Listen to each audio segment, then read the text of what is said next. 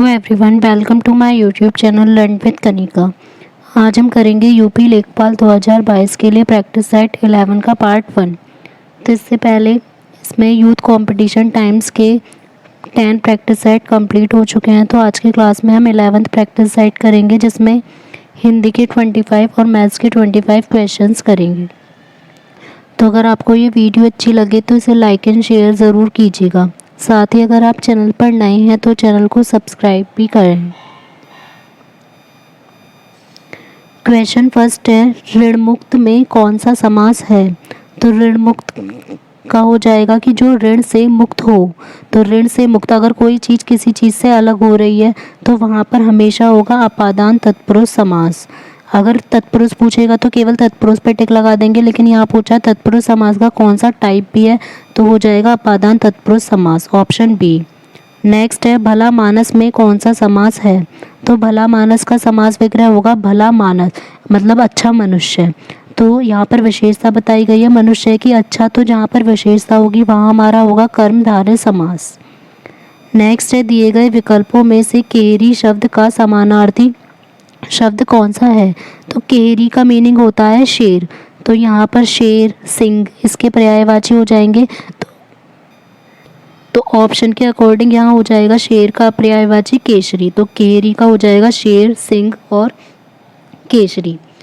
Option A हमें दे रखा है मतंग। मतंग होता है हाथी का पर्यायवाची। कपी हो जाएगा बंदर का, और हरिण हो जाएगा हिरण का।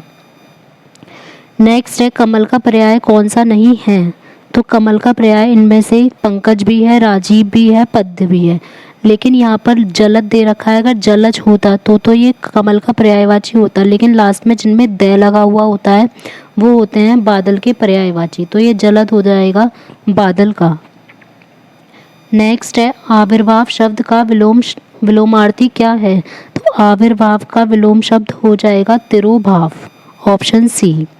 यहाँ पर प्रकट का विलोम शब्द हो जाएगा अप्रकट या फिर गुप्त, और उद्भव का विलोम शब्द हो जाएगा अवसान।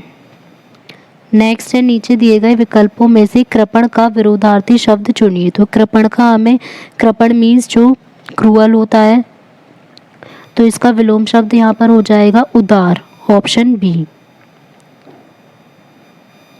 नेक्स्ट है क्वेश्चन नंबर 7, निम्नलिखित में से कौन सा एक शब्द तद्भव नहीं है? तो इनमें से हमें देखना है कि बाकी के 3 तद्भव होंगे और एक हमें तत्सम रूप दिया गया होगा। तस्कर, पत्ता, हाथ, अंधेरा। तो पत्ता, हाथ, अंधेरा ये तीनों तद्भव शब्द हैं, लेकिन जो तस्कर है ये तत्सम रूप है। तो आंसर हो जाएगा यहाँ पर ऑप्शन ए। नेक्स्ट है, निम्नलिखित में से कौन सा शब्द तत्सम है? अब देखना है कि कौन सा शब्द तत्सम है, बहु, जोग, स्वसुर या ब्याह। तो इनमें से जो तत्सम है वो हो जाएगा हमारा स्वसुर, क्योंकि जो इसका तद्भव रूप है ये होगा ससुर, मीन्स फादर इन लॉ। तो आंसर हो जाएगा ऑप्शन सी। तदेव का सही संधि विच्छेद क्या है? तो तदेव में होती है वृद्धि संधि, तो इसका जो संधि विच्छेद करेंगे ये हो जाएगा तथा प्लस एव। निम्नलिखित संधि विच्छेद की संधि क्या होगी? जल प्लस औत। जल प्लस औत को मिलाकर जो बनाया जाएगा ये हो जाएगा जलौत, और यहाँ पर भी वृद्धि संधि होगी क्योंकि ओ का औ हो रहा है। नेक्स्ट है, सही विकल्प का चयन करें जो वाक्यांशों के लिए एक शब्द है आदि से अंत तक। तो आदि से अंत तक का जो मीनिंग होगा ये हो जाएगा आद्योपांत, ऑप्शन बी। इसमें अनादि का मीनिंग होगा, अनादि का मतलब होता है जिसका कोई प्रारंभ ना हो। नेक्स्ट है, देवताओं का उपवन। देवताओं का उपवन बोला जाएगा नंदन कानन। आग का अंधा गांठ का पूरा लोकोक्ति का सही अर्थ है। तो आग का अंधा गांठ का पूरा, इस लोकोक्ति का अर्थ हो जाएगा मूर्ख धनी। अंगूठी का नगीना मुहावरे का क्या अर्थ है? अंगूठी का नगीना इस मुहावरे का अर्थ है सुंदर और सजीला। नेक्स्ट है, मैं आपकी श्रद्धा करता हूँ, शुद्ध वाक्य चुनिए। तो इसमें जो इसका सही वाक्य होगा ये होगा कि मैं आप पर श्रद्धा रखता हूँ, ऑप्शन सी। नेक्स्ट है, इनमें से कौन सा वाक्य शुद्ध है? सीता ने यह कहा, सीता ने यह कही, सीता यह कही या सीता यह कहा। तो इसमें सबसे शुद्ध हो जाएगा ऑप्शन ए, सीता ने यह कहा। नेक्स्ट है निम्नलिखित शब्दों में से एक स्त्रीलिंग शब्द कौन सा है? डोर, रस्सा, धागा, सूत। तो यहाँ पर जो स्त्रीलिंग है ये हो जाएगा डोर, ऑप्शन ए। बाकी के रस्सा, धागा और सूत ये तीनों हैं पुल्लिंग शब्द। कवि शब्द का बहुवचन क्या होगा? तो कवि का बहुत ज़्यादा पूछा जाता है, तो कवि का जो बहुवचन है ये हो जाएगा कवियों, ऑप्शन बी। नेक्स्ट है क्रिया का आधार सूचित करने वाला कारक कौन सा होता है? तो क्रिया का आधार सूचित करने वाला, आधार के नाम से याद रखेंगे, ये होगा अधिकरण कारक। जहाँ किसी वस्तु से अलग होने की पता चलेगी वहाँ होगा हमारा अलग होने वाले के मीनिंग में आ जाएगा अपादान कारक। जहाँ संबंध दिखाई देगा तो वहाँ संबंध कारक, और जहाँ कोई वस्तु किसी को दान में दी जाएगी वहाँ संप्रदान कारक। नेक्स्ट है जिस शब्द में त्रुटि नहीं है उसका चयन कीजिए। तो छत्र छाया लिखना है, किस टाइप से लिखा जाएगा? तो ये होगा ऑप्शन डी, छत्र छाया। नेक्स्ट में भी हमें 21 में भी त्रुटि देखने है कि मतलब कौन सा हमारा शुद्ध वर्तनी वाला शब्द है। इसका क्वेश्चन यहाँ पर मिसिंग है कि इसमें ये आएगा कौन सा शब्द हमारा शुद्ध लिखा गया है। तो यहाँ फर्स्ट दिया है अहिल्या, तो ई की मात्रा नहीं आएगी, केवल अहिल्या होगा। कौशल्या में यहाँ पर शय से सलजम वाला आएगा। युधिष्ठिर बिल्कुल ठीक लिखा हुआ है, और अनुसुईया में नेक पे ऊ की मात्रा नहीं आएगी, अनसूया होगा। तो यहाँ पर हमारा शुद्ध वर्तनी वाला शब्द हो जाएगा ऑप्शन सी, युधिष्ठिर। नेक्स्ट है पत्र शब्द का अर्थ क्या नहीं होता है? तो पत्र अनेकार्थिक शब्द है जिसके अनेक शब्द होते हैं। इसका मीनिंग पत्ता भी होता है, चिट्ठी भी होता है, पंख भी होता है, लेकिन पत्र का मीनिंग लेख नहीं होता। नेक्स्ट है नीचे दिए गए निम्नलिखित गद्यांश के आधार पर प्रश्नों के उत्तर दीजिए। फर्स्ट है उपयुक्त गद्यांश का उचित शीर्षक क्या हो सकता है?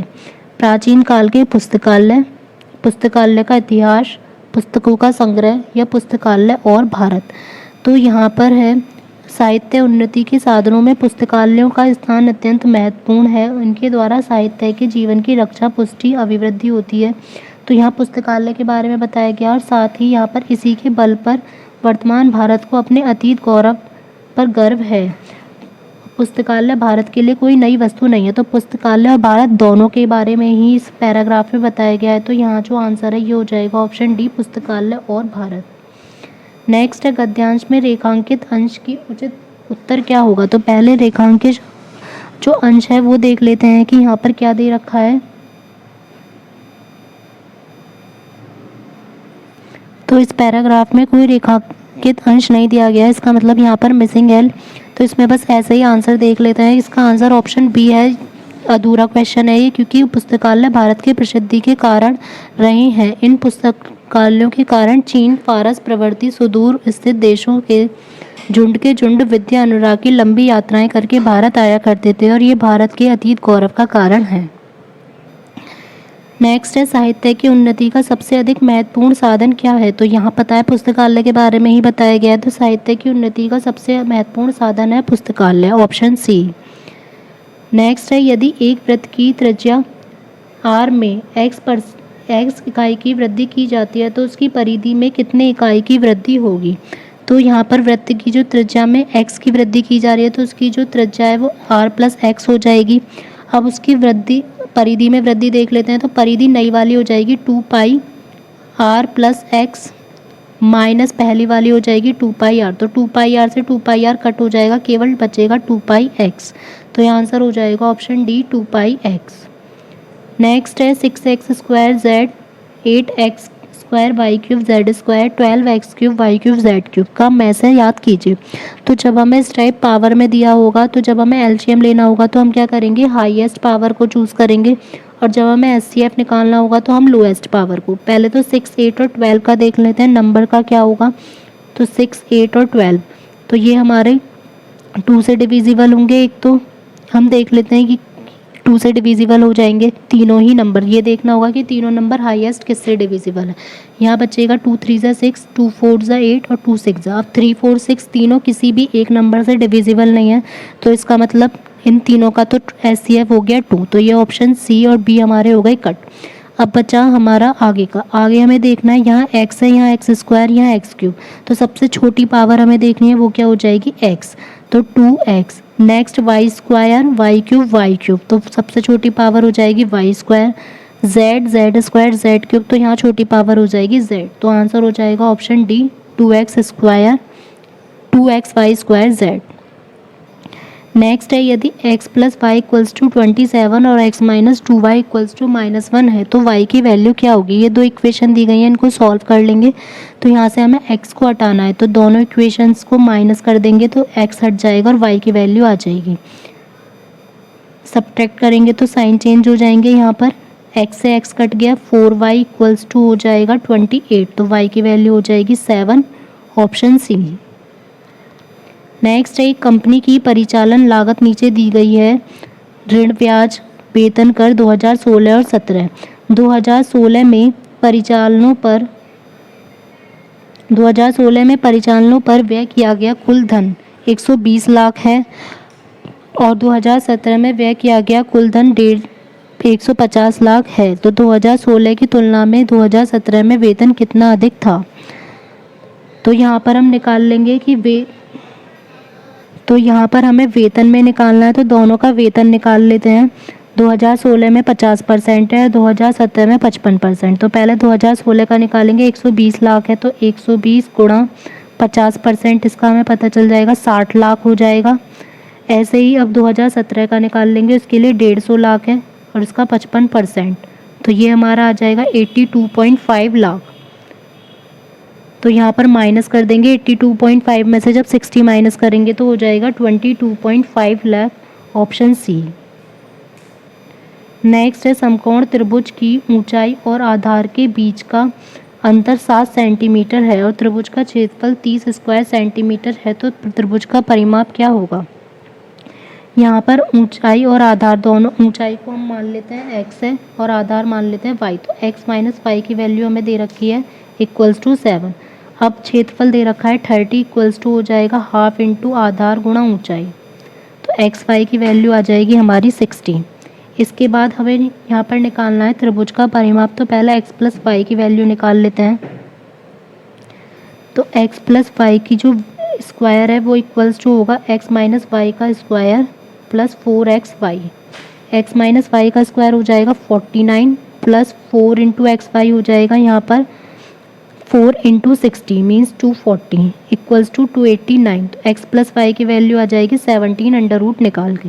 अब हमें x माइनस वाई की भी पता है और x प्लस वाई की भी पता है, तो x और y की निकाल लेते हैं। x की आ जाएगी 12 और y की आ जाएगी 5। इसके बाद निकालना है त्रिभुज का परिमाप, तो हमें आधार और ऊंचाई तो मिल गए, हमें कर्ण और चाहिए ताकि तीनों साइड्स को प्लस कर सकें। तो जब 12 और 5 आधार और ऊंचाई है तो ट्रिपलेट से देखेंगे तो जो उसका कर्ण है वो कितना आ जाएगा 13। ये डायरेक्ट निकाल भी सकते हैं।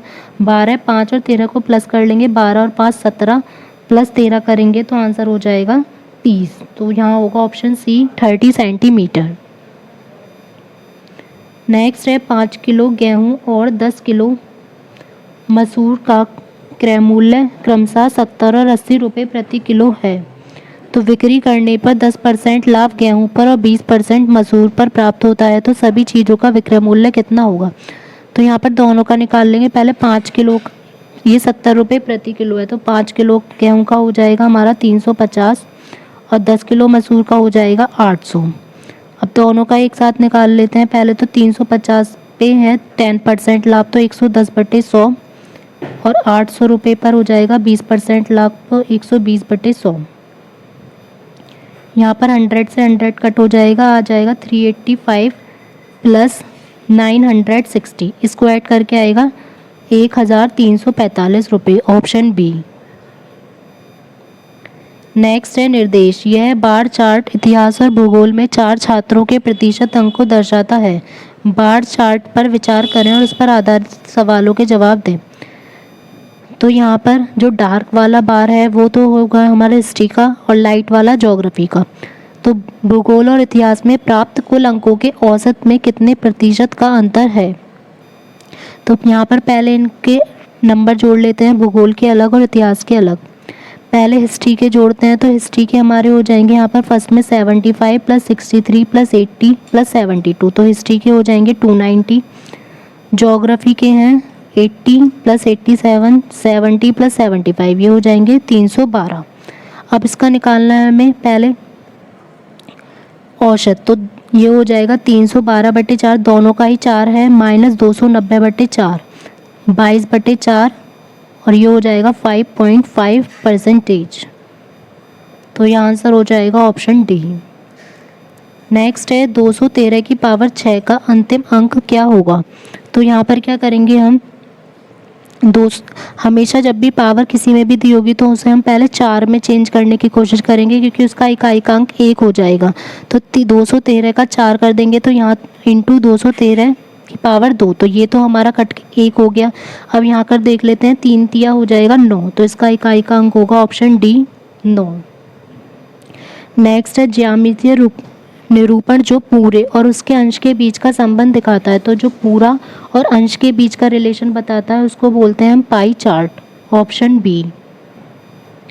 नेक्स्ट है 100 संतरे 400 रुपये में खरीदे गए तथा 60 प्रति दर्जन की दर से बेचे गए, तो प्रतिशत लाभ कितना होगा। तो यहाँ पर एक संतरे का क्रय मूल्य हो जाएगा 4 रुपये, तो 12 संतरे हैं क्योंकि प्रति दर्जन के हिसाब से बेचे गए, तो 12 संतरे का हो जाएगा 12 चौक 48। अब लाभ निकाल लेते हैं, 60 में तो यहाँ बेचे गए हैं, 48 में खरीदे थे, तो 12 रुपये का लाभ हो गया बटे 48 गुणा 100, तो 12 चौक 48, 4 से 100 कटेगा 25 बार, तो यहाँ हो जाएगा 25% का प्रॉफिट, ऑप्शन सी। किसी विद्यालय में 660 विद्यार्थी हैं, इन विद्यार्थियों में 2/3 लड़के हैं और लड़कों की संख्या का 3/4 और लड़कियों की संख्या का 1/4 खिलाड़ी हैं, तो कुल खिलाड़ियों की संख्या कितनी होगी। अब कुल विद्यार्थी 660 हैं, तो पहले हम बॉयज़ निकाल लेते हैं, कितने होंगे 660 के 2/3, तो यहाँ पर इसके 2/3 आ जाएंगे 440। अब लड़कियाँ बची हुई तो गर्ल्स आ जाएंगी हमारी 220। इसके बाद खिलाड़ियों की संख्या निकालनी है, लड़कों की संख्या का 3/4, तो 440 का 3/4 प्लस लड़कियों का 1/4, तो 220 का 1/4। यहाँ पर ये कटेगा 110 बार और ये कटेगा 55, तो यहाँ आंसर आ जाएगा 330 प्लस 55 385, ऑप्शन बी। नेक्स्ट है आंकड़ों के विश्लेषण संबंधी विद्यार्थियों की समझ का आकलन करने के लिए सबसे उचित रूपात्मक उपाय कौन सा है। तो ये होगा सर्वेक्षण आधारित परियोजना। समबाहु त्रिभुज की भुजा और ऊंचाई का अनुपात कितना होगा। तो यहाँ पर ये डायरेक्ट भी पता होता है कि 2:√3 होता है और इसको निकाल के भी देख सकते हैं। अगर हमने कोई समबाहु त्रिभुज लिया तो उसकी 2 भुजाएं बराबर हो जाएंगी x और ये हमने अगर ले ली x/2 और ये 3 समबाहु है तो तीनों भुजाएं बराबर होंगी x और ये हाफ हमने ले ली x/2 और ऊंचाई ले ली h। तो इसको पाइथागोरस से सॉल्व करके h की वैल्यू आ जाएगी हमारी √3x/2 और ऊपर हमारा होगा भुजा और ऊंचाई का अनुपात निकालेंगे तो x से x कट के हो जाएगा 2/√3। नेक्स्ट है 1 ग्राम 1 किलोग्राम का कितना प्रतिशत है। 1 किलोग्राम में होंगे हमारे 1000 ग्राम, तो 1000 ग्राम के अकॉर्डिंग निकालेंगे तो 100/1000, तो ये हो जाएगा हमारा 0.1%, ऑप्शन सी। नेक्स्ट है 3 राज्यों में चीनी के एक विशेष ब्रांड के 3 वर्षों के लिए बिक्री के आंकड़े नीचे तालिका में दिए गए हैं और आंकड़े लाख रुपए में हैं। तो वर्ष 1 से वर्ष 3 की बिक्री में कितने प्रतिशत का अंतर है। तो वर्ष 1 का पहले ऐड कर लेंगे 15 + 12 + 9, ये हो जाएगा 36 और वर्ष 3 का हो जाएगा 14, 15, 13 को ऐड करके 42। तो जो इनका अंतर है वो कितना आ गया 6। अब हमें प्रतिशत में निकालना है तो 6/36 × 100, तो ये हो जाएगा 6 टाइम्स कटेगा तो 6 से 100 का डिवाइड करेंगे 16.67%, ऑप्शन बी। नेक्स्ट है एक समद्विबाहु त्रिभुज ABC के आधार की लंबाई 48 सेंटीमीटर है और उसका क्षेत्रफल 168 सेंटीमीटर स्क्वायर है। तो इसकी समान भुजाओं में से एक की लंबाई कितनी होगी। दोनों समान भुजाएं हमने मान ली x हैं, तो 168 इक्वल्स टू यहाँ पर हो जाएगा हाफ इंटू आधार गुणा ऊंचाई। आधार तो हमारा 48 हो ही जाएगा, यहाँ पर आधार की ले रखी है, इंटू ऊंचाई हमने ले ली h, तो ये कट जाएगा हमारा, तो ऊंचाई की वैल्यू हमारी आ जाएगी यहाँ से सॉल्व होके 7 सेंटीमीटर। उसके बाद पाइथागोरस लगा लेंगे, ये तो हमारी x हो गई, ये हो गई h और ये हो गई 48। हाफ ले लेंगे तो x² इक्वल्स टू आ जाएगा 7 का स्क्वायर 49 + 24 का स्क्वायर 576, तो इसको सॉल्व करके आएगा 625, और इसका अंडर रूट होगा 25 सेंटीमीटर, ऑप्शन डी। नेक्स्ट है, यदि 3x² plus ax plus 4x minus 8 से पूर्णतः विभाजित है तो a की मान क्या होगी। तो x माइनस 8 इक्वल्स टू 0 लेंगे तो x की वैल्यू आएगी 8। इसमें पुट कर देंगे x की जगह 8, तो 3 इंटू 8 का square 64 plus 8a plus 4 equals to 0। 3 into 64 हो जाएगा 192 plus 8a plus 4 equals to 0। तो 8a की वैल्यू आ जाएगी -196। यहाँ पर डिवाइड कर लेंगे तो यहाँ आ जाएगा माइनस में आंसर आएगा। एक तो ऑप्शन सी और डी हमारे कट हो जाएंगे और ये आएगा -24.5, ऑप्शन ए।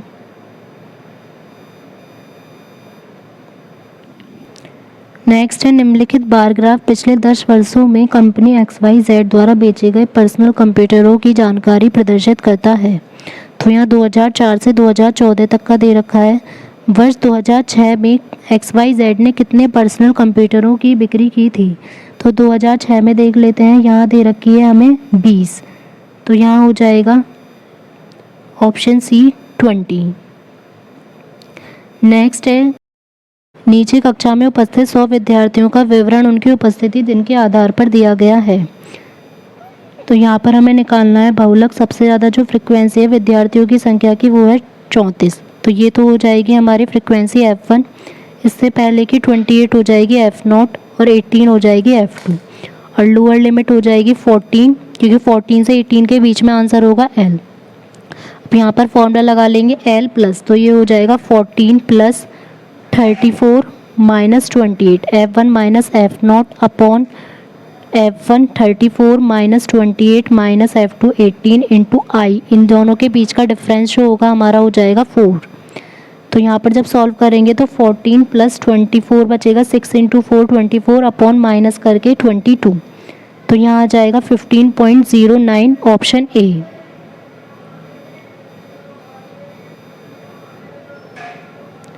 नेक्स्ट है, एक वस्तु 12.5% लाभ पर 2250 रुपये में बेची गई, तो लाभ की राशि क्या थी।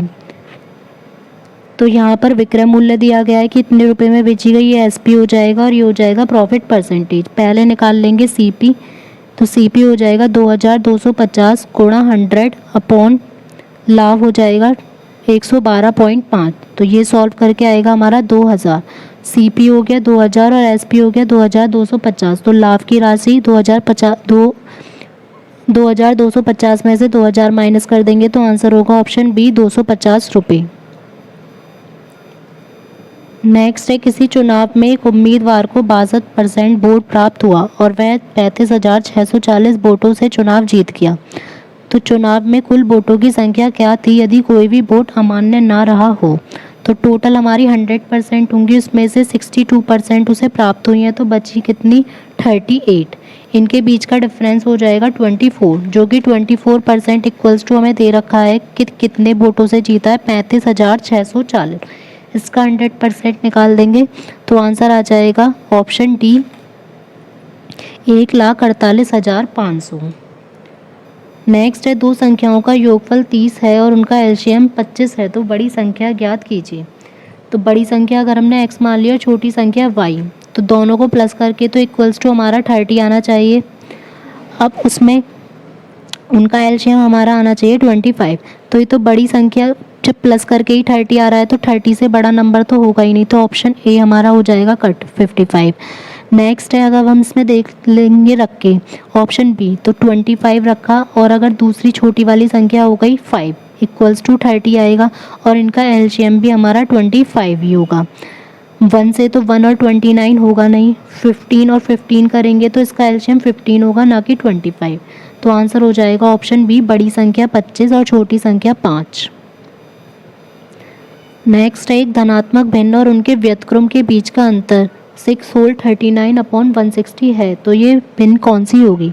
तो x plus 1/x equals to आ जाएगा यहाँ पर सॉल्व करके इसको 999/160। तो यहाँ पर इक्वेशन को सॉल्व करेंगे, इनके बीच का अंतर तो x माइनस 1/x, तो एक्स स्क्वायर माइनस यहाँ हो जाएगा x square minus 1/x equals to 999/160। Equation यहाँ बनेगी 160 X square minus 999 X minus 160 equals to 0। यहाँ पर इनके फैक्टर करके देख लेंगे। 160 और 160 के इस टाइप से हमारे आने चाहिए कि माइनस करके 999 बचना चाहिए। तो यहाँ जो फैक्टर होंगे ये हो जाएंगे 1024 माइनस 25। तो x की वैल्यू जो हमारी आएगी ये आएगी 32/5। तो भिन्न हो जाएगी ऑप्शन ए 32/5। नेक्स्ट एक समबाहु त्रिभुज का शीर्ष लंब 15 सेंटीमीटर है तो इस त्रिभुज का क्षेत्रफल क्या होगा। शीर्ष लंब मतलब ऊंचाई दे रखी है और ऊंचाई का फॉर्मूला होता है समबाहु त्रिभुज का ऊंचाई है 15 इक्वल्स टू √3/2 इंटू साइड। तो साइड की वैल्यू यहाँ आ जाएगी 30/√3। इससे निकाल देंगे क्षेत्रफल। क्षेत्रफल होगा √3/4 इंटू साइड का स्क्वायर। साइड का स्क्वायर हो जाएगा यहाँ पर 30 का तो 900/3। तो यहाँ सॉल्व करके आ जाएगा 75√3 ऑप्शन बी। नेक्स्ट एक समबाहु त्रिभुज का क्षेत्रफल का संख्यात्मक मान उसके परिमाप के संख्यात्मक मान का 2 गुना है तो उसके त्रिभुज का क्षेत्रफल क्या होगा। समबाहु त्रिभुज का क्षेत्रफल ये हो जाएगा √3/4 साइड का स्क्वायर इक्वल्स टू 2 गुना है परिमाप के। परिमाप हो जाएगा 3a। ए से a कट हो जाएगा यहाँ पर। तो a की वैल्यू आ जाएगी 8√3। इसके बाद निकालना क्षेत्रफल कितना होगा तो √3/4 इंटू 64। 8 का स्क्वायर 64 इंटू 3। 4 से कटेगा 64 यहाँ पर 16 टाइम्स। तो 16 3 ज़ा 48 √3 ऑप्शन सी।